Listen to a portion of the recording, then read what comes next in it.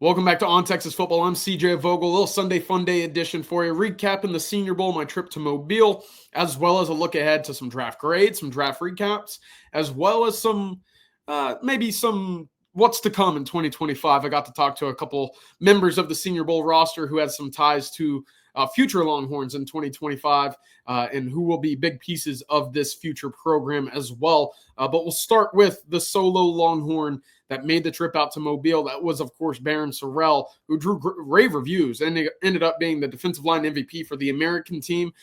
Quite the honor when you consider Kyle Kennard of South Carolina, Princely Umanmielen, Jared Ivey of Ole Miss, Shamar Turner of Texas A&M, all on the same roster, all on the same team, all at the same position. And it was Barryn Sorrell who came away with the honors. Of course, he had some highlight reel plays worth mentioning. The throw and discard of Emory Jones from LSU that made the rounds on social media. He made big-time play after big-time play. Really, really talented. I think he helped his draft stock quite a bit this weekend. What might that draft stock be? It's a great question. Right now, I have him as a 4th, 5th round guy. I think he kind of worked himself out of that 6th round area. But, of course, we'll see. The combine is going to be very important. The pro day is going to be very important. Can he put up those testing numbers? Can he put up the bench press, the 5-10 5s? Those are going to be something that really starts to overshadow what he did in Mobile, what he did on the field. For better or for worse, I think he's going to rise a little bit as the draft comes rolling around April 24th.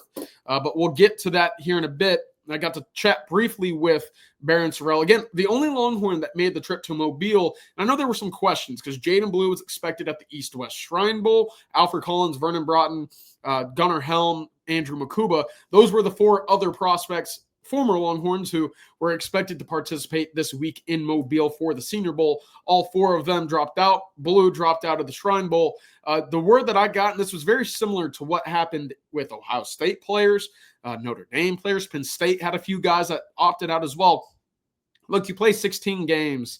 The word that I basically picked up is everything that scouts need to see, they'll see in those 16 games. So not really a concern. Of course, you'll hear from Barryn Sorrell coming up here briefly about why he participated. He said, look, I gotta take care of me. And if there's more I can show to scouts, I got to go show them because right now my draft grade might be in flux. I got to just make sure I don't leave any stone unturned when it comes to really proving what he's capable of on the football field, which, as we've talked about, certainly a lot. But right now, a lot of these guys preparing for the combine, those testing numbers, which for, again, the NFL scouts put a lot of stock into what you run a 40, how much you can bench press 225 pounds, whatever. And for Texas players to play all the way to January 10th and it just now be the turn of the calendar to February, well, you didn't get much time off to start preparing when you start looking at other prospects who had 2 or 3 weeks of a head start in those categories. So I don't look at it necessarily as a negative that they dropped out. Maybe you would have liked to have seen a Gunnar Helm perform against an Elijah Arroyo, the kid from Oregon. I thought it was a really deep tight end class, but those are really the reasons why you didn't see that. But here is Barryn Sorrell. I did catch up with him for a brief minute or two about his time at the Senior Bowl, what he wanted to showcase, and who some of these guys are that are really catching his attention coming up for the 2025 season as well. All right, Barry, there's supposed to be other Longhorns down here. What happened? I mean, I can't speak for them. I'm out here. What's it like this week, coming out and proving yourself in front of all these scouts, executives, etc.? It's just a blessing and an opportunity to come out here and compete again. I'm very thankful for the opportunity, and I'm a competitor, so I'm not going to turn that down. And coming out here, competing with the best of the best, getting coached by the best of the best, I mean, this is like football heaven to me. It doesn't get much better than this. What do you want to prove this week?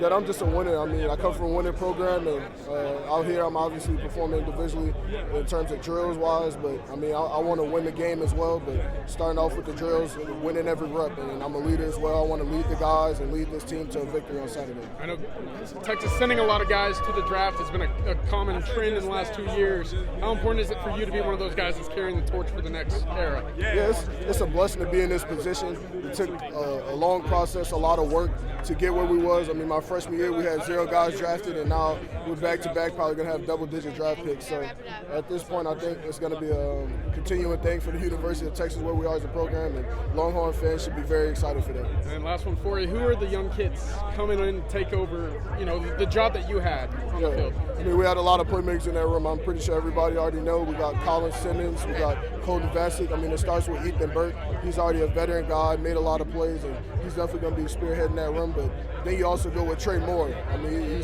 he's a ball player, definitely cut it on at the end of the season, and he's definitely going to have a great year. All right. Well, thank you, Barryn. And of course, sticking with the Senior Bowl, a lot of that conversation is about the draft grades. And, well, we just talked about Barryn Sorrell.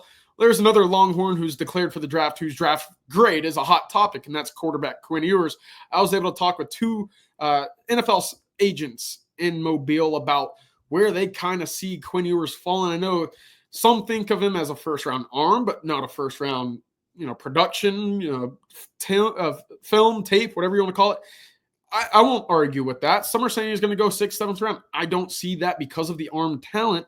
However, speaking with these two NFL agents, right now, 3rd, 4th round is kind of the consensus. And again, could that rise? I think it will a little bit when it comes down to going to the pro day in Austin, going to the combine in Indianapolis. For Quinn to just go out there throwing shorts and shirts, he's going to perform very well. Now, I know that that's not going to be the ultimate reason why he is drafted where he's drafted, but that lasting impact, that last takeaway that you can have with NFL scouts, it's going to leave a good taste in their mouth in the sense of, okay, what I just saw was pretty good, and that's what Quinn Ewers can do in these situations. Of course, last year we talked about it. Threw in front of Zach Taylor of the Bengals, Shane Steichen of the Colts, Mike McDaniel of the Dolphins. All three of them made the trip to Austin for last year's pro day. It was Mike McDaniel who was essentially in the pocket of Quinn Ewers, watching him throw to Adonai Mitchell, Jordan Whittington, Xavier Worthy, Jatavian Sanders, right?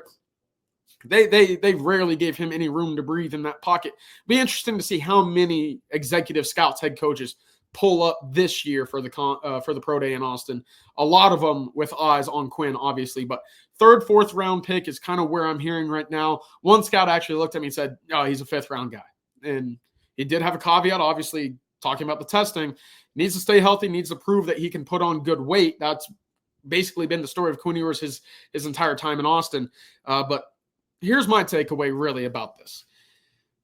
I watched 2 full days of practice in Mobile, and there's NFL talent all over the field. No denying that. I thought the defensive line room was spectacular, which bodes very well for the Barryn Sorrell, of course, coming away with that honor. The wide receivers were solid. It wasn't a great group. I thought defensive line was good. I thought offensive line was really talented. I thought the quarterbacks were horrible. It was not a good quarterback class.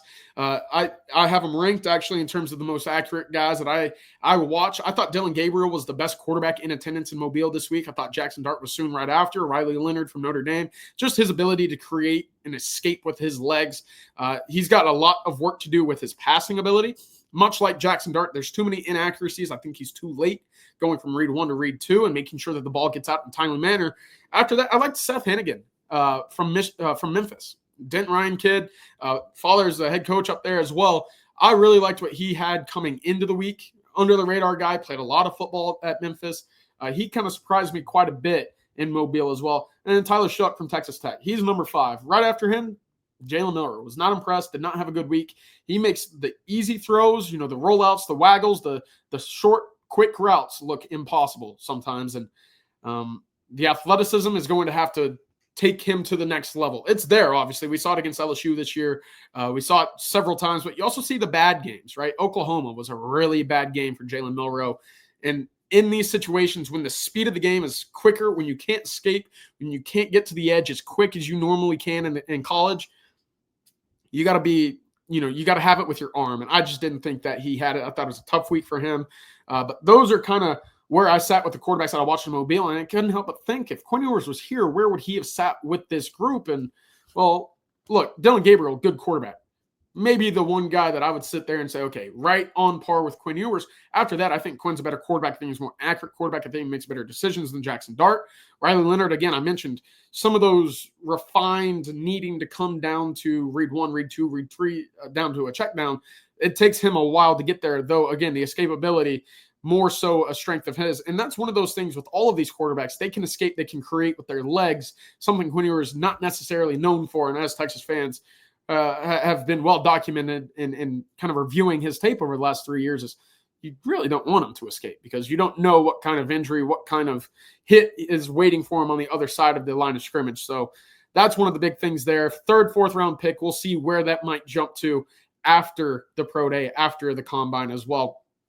Also in Mobile, I was able to talk to Marcus Mbo of Purdue, offensive lineman, 1,800 snaps over the last 3 years, looking to be a mid-round guy as well. I actually got to ask him about Cole Brevard. Texas added him out of the portal this year. Obviously, Brevard, 1,083 snaps in his career at Purdue as well. Mbo and Brevard have gone back and forth in spring practices and fall camps over the last 3 years. And I asked him, I said, what is it about Cole Brevard that makes him a special football player? And I got the quote here. He said, he is a monster of a human. He weighs a ton. We have to blur out one of those 4-letter words right in between ton, if you get what I'm saying. But it's all low body fat. So good sign there. Quote, plus he's a very strong guy. Cole's a special athlete, and he puts in a lot of work to be where he is at today, end quote.